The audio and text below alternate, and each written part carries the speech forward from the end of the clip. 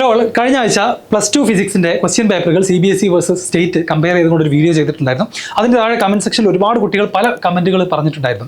അപ്പോൾ അതിൽ തുടക്കത്തിൽ തന്നെ ഞാൻ പറയുന്നുണ്ട് ആ വീഡിയോ കമ്പയർ ചെയ്യുന്നതിൻ്റെ ഉദ്ദേശം എന്താണെന്നുള്ളത് ഞാൻ പറഞ്ഞിട്ടുണ്ടായിരുന്നു. പക്ഷേ ഒരുപാട് കുട്ടികളിലേക്ക് അത് എത്തിയിട്ടില്ല. പലരും ഞാൻ ഈ ക്വസ്റ്റ്യൻ പേപ്പറുകൾ കമ്പയർ ചെയ്തുകൊണ്ട് രണ്ട് സിലബസിനെയും വെറും കമ്പാരിസൺ മാത്രം ഒതുക്കിയെന്നാണ് പല ആളുകളും വിചാരിച്ചത്. അപ്പോൾ നമുക്കറിയാം +2ന്റെ കെമിസ്ട്രി എക്സാമും കഴിഞ്ഞു, അതും ഒരു എബോ ആവറേജ് ആണെന്നാണ് ഒരുപാട് കുട്ടികളുടെ അഭിപ്രായം. അപ്പോൾ അതിൻ്റെ വെളിച്ചത്തിൽ എന്തായിരുന്നു ഒരു കമ്പാരിസൻ്റെ ഉദ്ദേശം എന്നുള്ളത് ഞാനൊന്ന് ക്ലിയർ ആയിട്ട് എസ്പെഷ്യലി ഈ ഒരു ചാനലിലെ സബ്സ്ക്രൈബേഴ്സ് ആയിട്ടുള്ള കുട്ടികൾക്ക് പറഞ്ഞു കൊടുക്കണമെന്നുണ്ടായിരുന്നു.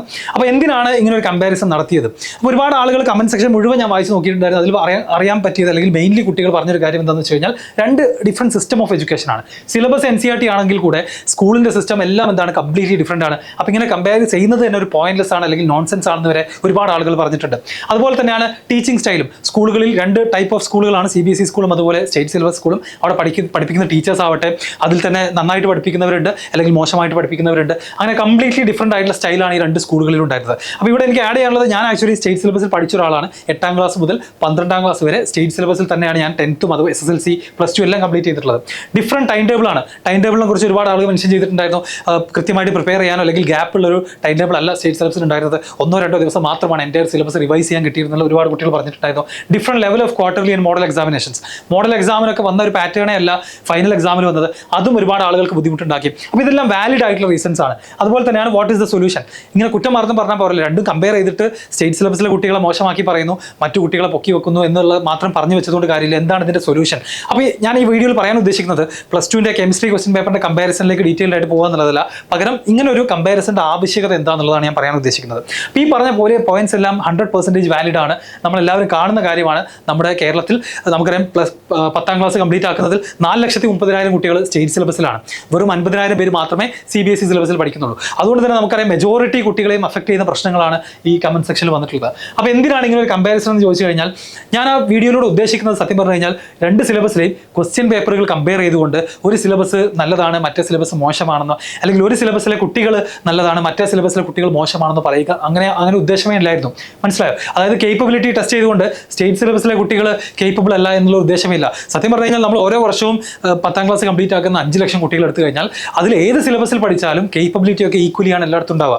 അല്ലാതെ CBSE സിലബസിൽ പഠിച്ച കുട്ടികൾ മാത്രം ഇന്റലിജന്റും മറ്റു കുട്ടികൾക്ക് ബുദ്ധിയില്ല എന്നുള്ളൊരു മീനിങ് ഞാൻ അതിൽ ഉദ്ദേശിച്ചിട്ടില്ല. ഞാൻ പറഞ്ഞില്ല, ഞാനും സ്റ്റേറ്റ് സിലബസിൽ തന്നെയാണ് 10ാം ക്ലാസ്സും +2 എല്ലാം പഠിച്ചിട്ടുള്ളത്. അപ്പോൾ അങ്ങനെ ഒരു മീനിങ് അല്ലെങ്കിൽ അങ്ങനെ ഒരു ഇന്റൻഷനെ ആ വീഡിയോയ്ക്ക് ഇല്ലായിരുന്നു.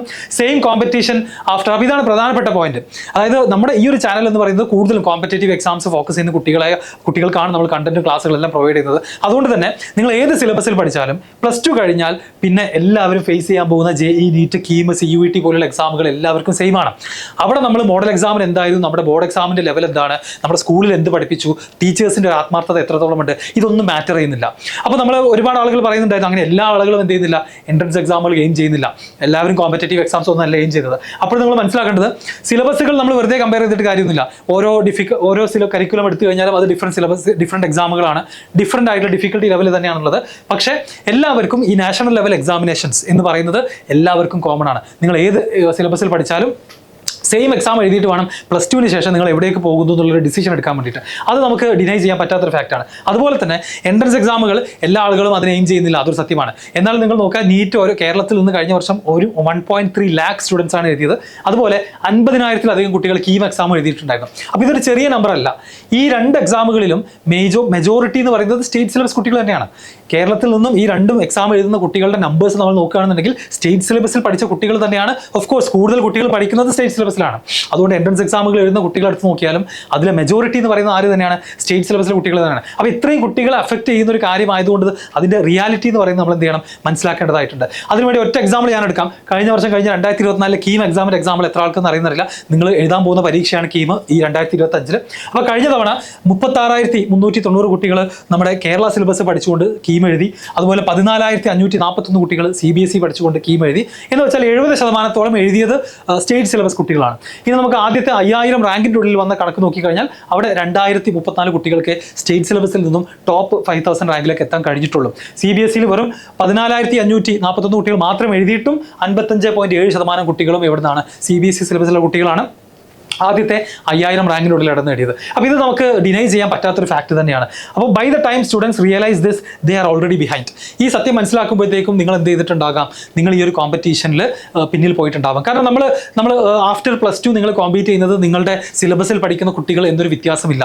എല്ലാവരും ഈക്വലിയാണ് എന്ത് ചെയ്യാൻ പോകുന്നത്, എല്ലാ ഓപ്പർച്യൂണിറ്റീസിനും വേണ്ടിയിട്ട് കോമ്പീറ്റ് ചെയ്യാൻ പോകുന്നത്. കീമിൽ എന്താ സംഭവിച്ചതെന്ന് വെച്ച് കഴിഞ്ഞാൽ കഴിഞ്ഞ തവണ 6 കുട്ടികൾക്ക് ആക്ച്വലി ഫുൾ മാർക്ക് കിട്ടിയിട്ടുണ്ടായിരുന്നു എൻട്രൻസിൻ്റെ മാർക്കിൽ. കീമിൻ്റെ എൻട്രൻസ് എക്സാമിൽ 6 ആൾ ടോപ്പേഴ്സായി വന്നിട്ടുണ്ടായിരുന്നു. അതിൽ 5 ആളുകൾ CBSEയും ഒരാൾ സ്റ്റേറ്റ് സിലബസും. ശരിക്കും 6 പേർക്കും ഫുൾ മാർക്ക് കിട്ടേണ്ടതാണ്, അല്ലെങ്കിൽ ഫസ്റ്റ് റാങ്ക് വരേണ്ടതാണ് 6 പേർക്കും. പക്ഷേ എന്താ സംഭവിച്ചതെന്ന് വെച്ച് കഴിഞ്ഞാൽ ആദ്യത്തെ 5 റാങ്കിൽ ആ CBSE സ്റ്റുഡൻസ് വരികയും ചെയ്തു.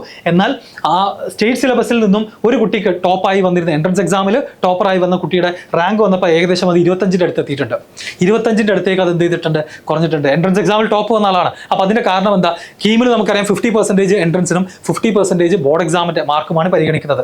അപ്പോൾ this was due to the standardisation. അപ്പോൾ ഈ ബോർഡ് എക്സാമിൻ്റെ മാർക്ക് പരിഗണിക്കുമ്പോൾ CBSEയുടെ ഫൈനൽ മാർക്കും അതുപോലെ സ്റ്റേറ്റിൻ്റെ ഫൈനൽ മാർക്കും നമുക്ക് അതുപോലെ എടുക്കാൻ കഴിയില്ല. രണ്ട് ലെവലിലുള്ള ക്വസ്റ്റ്യൻ പേപ്പറാണ് നമ്മൾ അന്ന് ഡിസ്കസ് ചെയ്ത പോലെ തന്നെ. അപ്പോൾ അതിലൊരു സ്റ്റാൻഡേർഡൈസേഷൻ പ്രോസസ്സ് നടത്തുമ്പം സംഭവിച്ച കാര്യം എന്താണെന്ന് വെച്ച് കഴിഞ്ഞാൽ CBSE കുട്ടികൾക്ക് കഴിഞ്ഞ വർഷം അഡ്വാൻറ്റേജ് ആവുക ചെയ്തത്. സ്റ്റേറ്റ് സിലബസിലുള്ള കുട്ടികൾക്ക് ഈ ഒരു സ്റ്റാൻഡേർഡൈസേഷൻ ഫോർമുല അപ്ലൈ ചെയ്തപ്പം 27 മാർക്ക് പല ആളുകൾക്കും കുറഞ്ഞു. അതിൻ്റെ കാരണം എല്ലാവർക്കും ഹൈ മാർക്കാണ്. എക്സാം ഈസി ആയതുകൊണ്ട് തന്നെ എല്ലാവർക്കും ഹൈ മാർക്കാണ്. അപ്പോൾ അതിൻ്റെ ആ മാർക്കിൻ്റെ റിലേറ്റീവ്ലി അതിൻ്റെ വാല്യൂ എന്ത് ചെയ്യും, കുറയും. എന്നാൽ ഇതേ സ്റ്റാൻഡേർഡൈസേഷൻ ഫോർമുല CBSEയിൽ അപ്ലൈ ചെയ്ത സമയത്ത് നമ്മുടെ കേരളത്തിലുള്ള കുട്ടികൾക്ക് 35 മാർക്ക് എക്സ്ട്രാ കിട്ടുക ചെയ്തത്. അതുകൊണ്ട് തന്നെയാണ് നിങ്ങൾ റാങ്ക് ലിസ്റ്റ്, കഴിഞ്ഞ വർഷത്തെ റാങ്ക് ലിസ്റ്റ് നോക്കിക്കഴിഞ്ഞാൽ ടോപ്പ് 100ൽ വെറും 3 ആളുകളാണ് സ്റ്റേറ്റ് സിലബസിൽ നിന്നും എത്തിയിട്ടുള്ളത് നമുക്ക് കാണാൻ സാധിക്കും. ടോപ്പ് 5000ൽ ഇപ്പോൾ നമ്മൾ കണ്ട പോലെ തന്നെ എത്രയാണ്, വെറും 2000 കുട്ടികൾക്കാണ് എത്താൻ സാധിച്ചത്. അത്രയധികം കുട്ടികൾ എക്സാം എഴുതിയിട്ടും. അപ്പോൾ എന്തുകൊണ്ട് ഈ ഒരു അവയർനെസ്, അതാണ് നമ്മുടെ കഴിഞ്ഞ വീഡിയോയുടെയും ഈ വീഡിയോയുടെ എല്ലാം ഉദ്ദേശം. അതായത് നിങ്ങൾ +2ൻ്റെ ശേഷം ഒരു നാഷണൽ ലെവൽ ഓപ്പർച്യൂണിറ്റീസ്, അത് JEE നീറ്റ് വേണമെന്നില്ല, കീമോ CUET അല്ലെങ്കിൽ ഏത് എക്സാം ആവട്ടെ, അവിടേക്ക് പോകുന്ന സമയത്ത് നിങ്ങൾ മത്സരിക്കാൻ പോകുന്നത് നിങ്ങളുടെ സിലബസിലുള്ള കുട്ടികളുമായിട്ട് മാത്രമല്ല, അല്ലെങ്കിൽ നിങ്ങൾ സ്കൂളിൽ എന്ത് പഠിച്ചു, നിങ്ങളുടെ മോഡൽ എക്സാമിന് എങ്ങനത്തെ ക്വസ്റ്റ്യൻ പേപ്പർ ആയിരുന്നു, അത് വെച്ചിട്ട് മാത്രമായിരിക്കില്ല. അത് ഒരു നാഷണൽ കോമ്പറ്റീഷനാണ്, എല്ലാ കുട്ടികളും അവിടെ ഉണ്ടായിരിക്കും. So competitive exams demand advanced preparation, നമുക്ക് എല്ലാവർക്കും അറിയുന്ന കാര്യമാണ്. അതിന് കുറച്ചുകൂടെ എബോവ് ആവറേജ് ആയിട്ട് ബിയോണ്ട് സ്കൂൾ നമ്മൾ എന്ത് ചെയ്യണം, പ്രിപ്പയർ ചെയ്യേണ്ടതായിട്ടുണ്ട്. Many students struggle because they rely only on school syllabus. നമ്മുടെ കേരളത്തിൽ നമ്മൾ കണ്ടുവരുന്ന ട്രെൻഡാണ് +2 എൻഡ് വരെ നമ്മൾ സ്കൂളിലെ ആ ഒരു സിലബസിനെ മാത്രം, അല്ലെങ്കിൽ സ്കൂളിലെ എക്സാമിനെ മാത്രം റിലൈ ചെയ്ത് പഠിക്കും. അതിനുശേഷമാണ് പല ആളുകളും എൻട്രൻസ് എക്സാമുകളെ കുറിച്ചൊക്കെ ആലോചിച്ച് തുടങ്ങുക. So the early you start the better your chances is. അപ്പോൾ എനിക്ക് ഈവൻ +1 പഠിക്കുന്ന കുട്ടികളോട് പറയാനുള്ള മെസ്സേജ് ഇത്രയേ ഉള്ളൂ.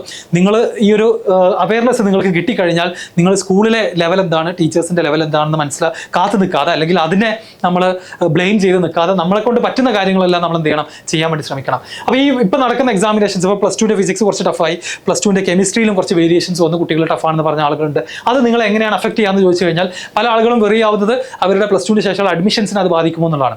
സത്യം പറഞ്ഞു കഴിഞ്ഞാൽ നമ്മൾ ആലോചിച്ചാൽ മതി, എല്ലാ എക്സാമിനേഷൻസ് ഇപ്പോൾ +2ൻ്റെ മാർക്ക് വെച്ച് അഡ്മിഷൻസ് എടുക്കുന്ന കേരളത്തിലെ കോളേജുകൾ, അതിൽ തന്നെ കട്ട് ഓഫ് ഉണ്ടായിരിക്കും അല്ലേ? ഓരോ വർഷവും പുറത്തിറങ്ങുന്ന കുട്ടികളുടെ മാർക്ക് നോക്കിയിട്ടാണ് കട്ട് ഓഫ് തീരുമാനിക്കുക. അതിൽ എല്ലാവർക്കും മാർക്ക് കൂടുതലാണെന്നുണ്ടെങ്കിൽ കട്ട് ഓഫ് കൂടുക ചെയ്യാം.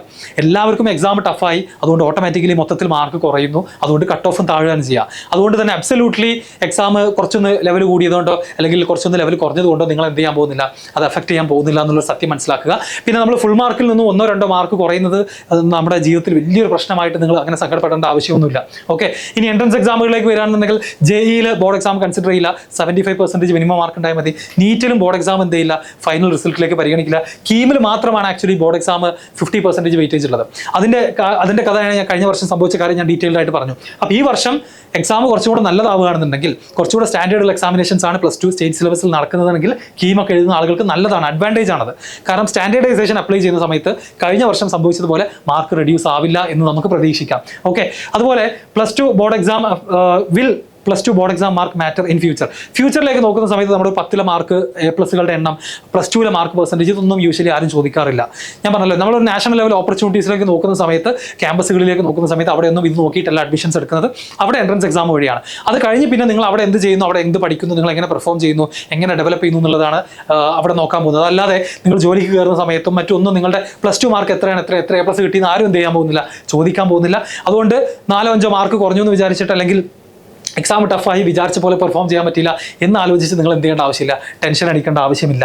No need to be demotivated, focus on conceptual learning. ഇനി അങ്ങോട്ട് നിങ്ങൾ ത്രൂ ഔട്ട് എന്ത് ചെയ്യണം, കോൺസെപ്ച്വൽ ലേണിംഗിൽ ഫോക്കസ് ചെയ്യുക. നിങ്ങൾ എവിടെ പോയി പഠിക്കുകയാണെന്നുണ്ടെങ്കിലും നമ്മൾ ഈ ഒരു എക്സാം ഇപ്പോൾ +2 ഫിസിക്സും +2 കെമിസ്ട്രിയും കഴിഞ്ഞു, അതിൽ ടഫായി മാർക്ക് കുറഞ്ഞതിൽ ദയവ് ചെയ്ത് സ്റ്റേറ്റ് സിലബസ് കുട്ടികൾ എന്ത് ചെയ്യാൻ പാടില്ല, സങ്കടപ്പെട്ടിരിക്കാൻ പാടില്ല. വളരെ പോസിറ്റീവായിട്ട് ഇനി വരുന്ന മാത്തമാറ്റിക്സിന് എന്ത് ചെയ്യുക, ഡീറ്റെയിൽഡ് ആയിട്ട് തന്നെ പ്രാക്ടീസ് ചെയ്യുക. ഉള്ള ദിവസങ്ങളെല്ലാം ഏറ്റവും നന്നായിട്ട് ഉപയോഗിക്കുക.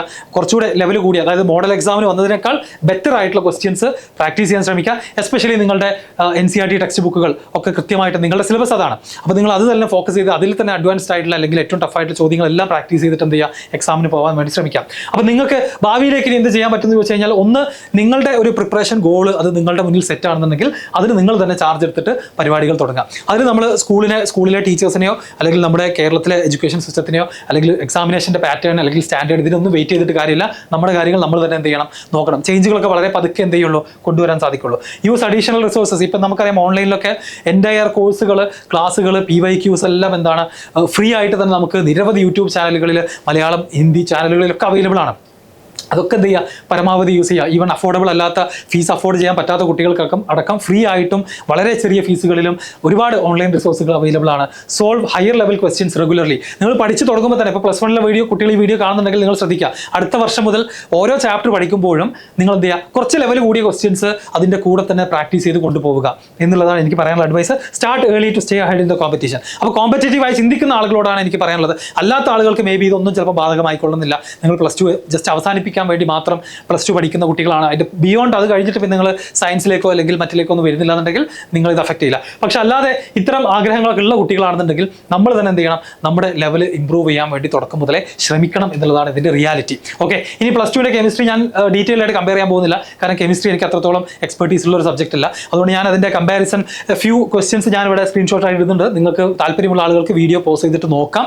എന്നിട്ട് ഡിഫിക്കൽട്ടി ലെവലിലുള്ള കമ്പാരിസൺ കെമിസ്ട്രി ടീച്ചേഴ്സും അല്ലെങ്കിൽ കെമിസ്ട്രി എക്സാം എഴുതിയ കുട്ടികൾക്ക് വേണമെങ്കിൽ കമൻറ്റ് ചെയ്യാം. അതിൻ്റെ ഡീറ്റെയിൽസിലേക്ക് ഞാൻ എന്ത് ചെയ്യുന്നില്ല, പോകുന്നില്ല. അപ്പോൾ അന്ന് ചെയ്ത പോലെ തന്നെ നിങ്ങൾക്ക് ക്വസ്റ്റ്യൻസ് കാണാം, വീഡിയോ പോസ് ചെയ്തിട്ട് വേണമെങ്കിൽ നിങ്ങൾക്ക് കമ്പയർ ചെയ്ത് നോക്കാം.